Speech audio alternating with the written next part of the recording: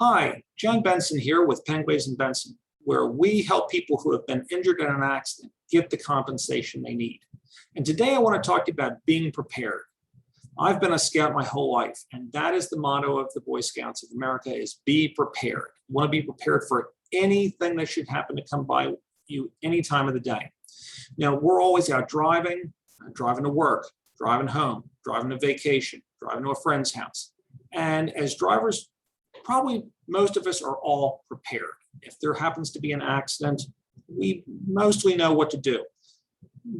But does your spouse know what to do? Does your brother and sister know what to do? Do your children know what to do when they're in an accident? Because if they don't, then they're not prepared. We may think that they're prepared because we went out and we got insurance, or we had the car inspected. But are they prepared for what to do when they've been in an accident?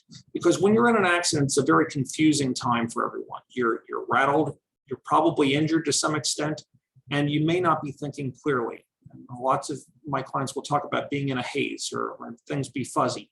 And so the more that they are prepared in advance of that accident, the better things are going to be after the accident.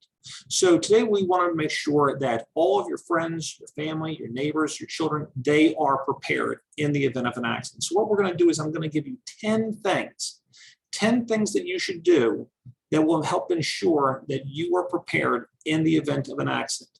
And if you can, I recommend you just take a few minutes, grab a piece of paper and jot these 10 things down. That way you will make sure that your friends and loved ones are prepared. So here they are. Number one, stop. That's the easiest one. Stop. You never want to drive away from the scene of an accident. That in itself can be construed as a crime. Now, whenever there's been an accident, you want to stop, pull over at the nearest safe location, make sure that everyone in your car is okay, make sure the people in the other vehicle that was involved in the accident, that they are okay. Never leave the scene, even if it's a minor one.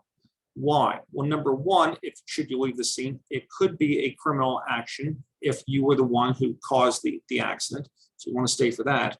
Number two, if you just get out of the car and you look at things and things don't seem so bad and you kind of wave to the other driver and then you go on home and you suddenly realize there's a problem. Either you have an injury that you didn't detect at the time or there's a problem with the car. Now you're going to have a problem because now you're going to go and report that to the insurance company and they're going to be kind of looking at the claim with a little bit of suspicion. And the person who was also involved in the accident, they're going to also start questioning some things. So it may now be a little harder for you to get the compensation you need. What would happen if there's an accident and then someone was to drive home, they take a sledgehammer to their car, then they call the police and say, look at the damage that has been caused to my car. How are you going to prove otherwise? So you need to stop and document everything, call the police, take one of the other 9 things we're going to talk about into action here.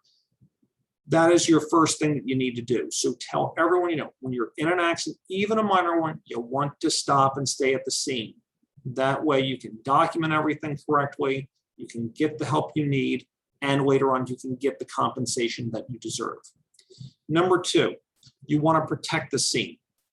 You don't want to let any evidence get missing. You don't want, if there's things out on the roadway, you want to photograph them. If there are witnesses at the scene, you want to get their name, their address, their telephone number, because they're going to all disappear. You're going to be forgetting about things over time. Evidence disappears.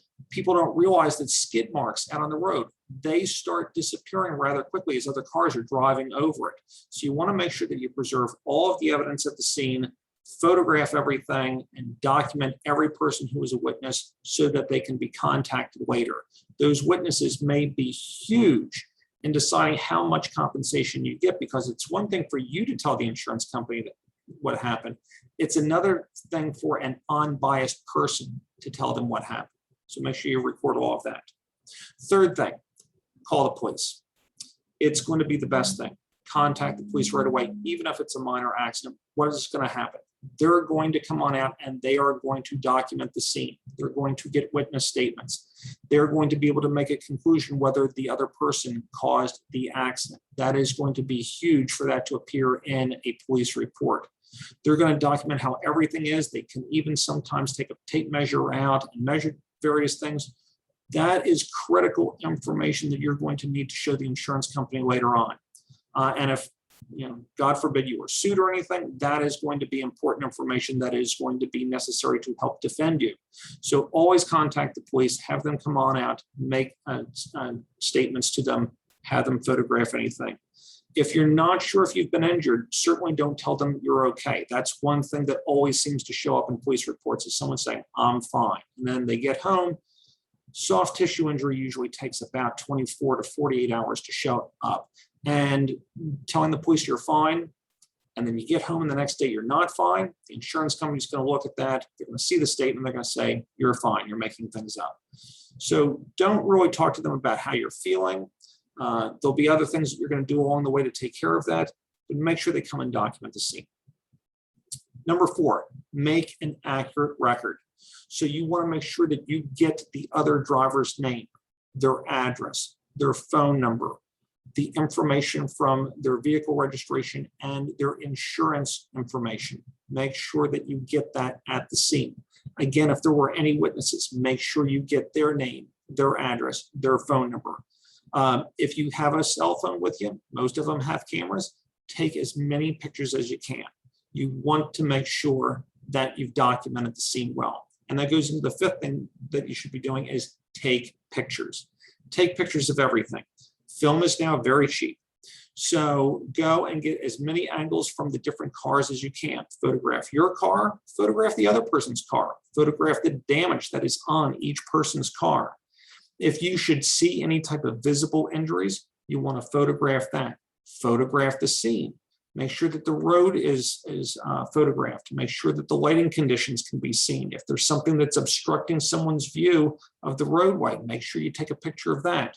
Take a picture looking in both directions down the roadway so we can kind of get an idea of what kind of road were you traveling on and what were the conditions like at the time that you were driving.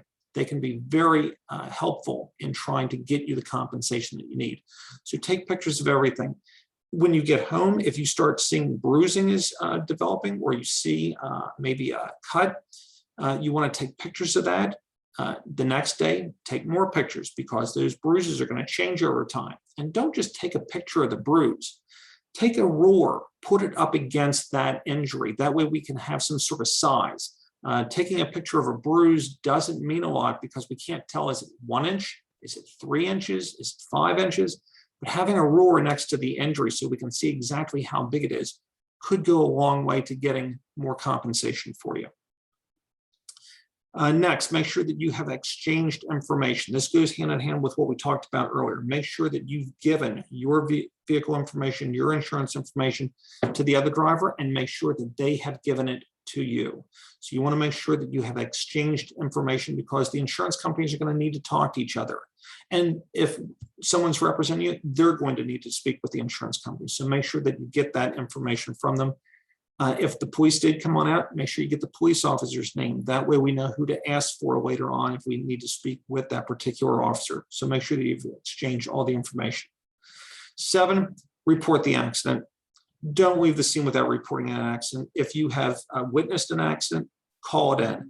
Make sure that a report has been generated for that accident. The sooner the better. That way it will be appropriately documented and handled. Again, you don't want to leave the scene of an accident.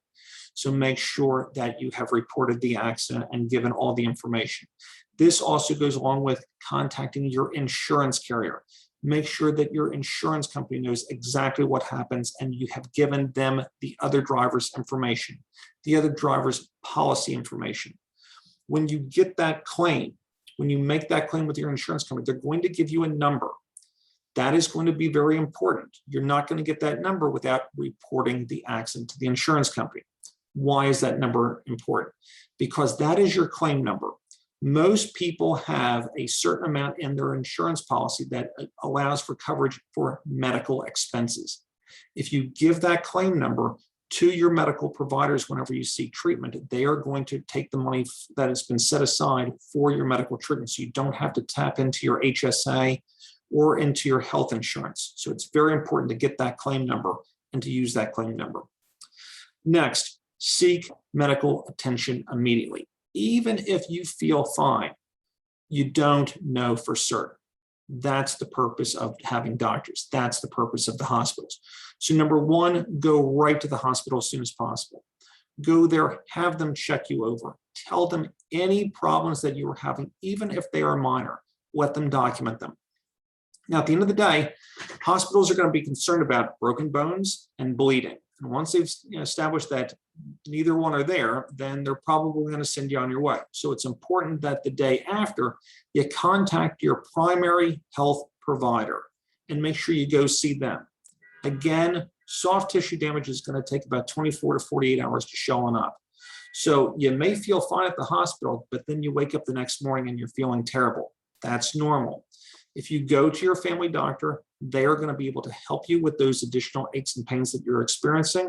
And they will also know what works with you and what doesn't work with you. So it's important to be following up with them so that they can do their best for you. People will expect that if you were injured, if you have pain, then you went to the doctor right away. When you don't, then they're going to start doubting your story. So the sooner that you can get to a medical provider and get checked out and know for certain what is wrong or not wrong, the better. It will give you tremendous peace of mind if you know that your loved one has been to the hospital, they've been checked out, and that everything is okay. There are countless stories of people wasting time, then showing up a couple days later. Now they have a concussion, which is so much worse, or they had internal bleeding that they didn't know about, which is so much worse. So just be certain. Go see a medical provider and tell them everything that you're experiencing at that time so they can properly document it so we can show it to the insurance company. Next, number 9, keep a file. You're going to have a lot of paperwork from an accident. You're going to have doctor's reports. You're going to have the police report. You're going to have the insurance information. You may have a witness statement. So create a file that you keep at the house and keep everything in that file so that you don't have bills lying around that are pertaining to this particular accident. You have a witness statement. You don't have pictures that are just floating around the house and they tend to get lost. So create a file and keep everything in that file. That way, if you need to hire an attorney later, you can just take that file and hand it to them and they'll have everything that you had that's involved in the accident. And finally, you want to make sure that you have protected your rights. If you feel that you have been in a vehicle accident and that you have compensation that may be owed to you, if you feel that you may possibly have a case, the best way to know is to go and speak with an attorney who is qualified to deal with these types of cases. They are going to be in the best position to analyze everything and to tell you whether or not you have a case and whether or not you may be owed compensation. So it's important to go seek legal advice as soon as possible. You don't want to wait too long because the evidence is going to start disappearing. People are going to start forgetting things. You're going to start making mistakes with documenting things, and that could have a big part in whether or not you're going to receive compensation or even sufficient compensation. If you need to speak with an attorney, we are always happy to meet with you. And as you'll see right there, you can contact us at Penglase and Benson. The number is 215-348-4416. You can reach us on the website by going to penglaseandbenson.com, or you can email me at any time at jbenson@penglaseandbenson.com. We're also on Facebook, Twitter, Instagram, and as you're seeing here, YouTube. So you can always check those channels out and those social medias out to see any type of updated content that we have. So those are the ways that you can be prepared. We hope that this has been informative for you, and we hope that you will share this on social media. Share this with your friends and loved ones. Maybe even take the notes that you had and put them in your car so that you have them. Because at the end of the day, we want you prepared. That way, if the worst scenario should come about, you will have the peace of mind of knowing that everything is fine. If you need to contact us again, you have our information. You can also check on the link that is associated with this YouTube video. Again, we hope it's been helpful and that you'll share this content with your friends and loved ones if it's been helpful for you. And with that, I wish you a good day and hope that you are prepared. Have a good day.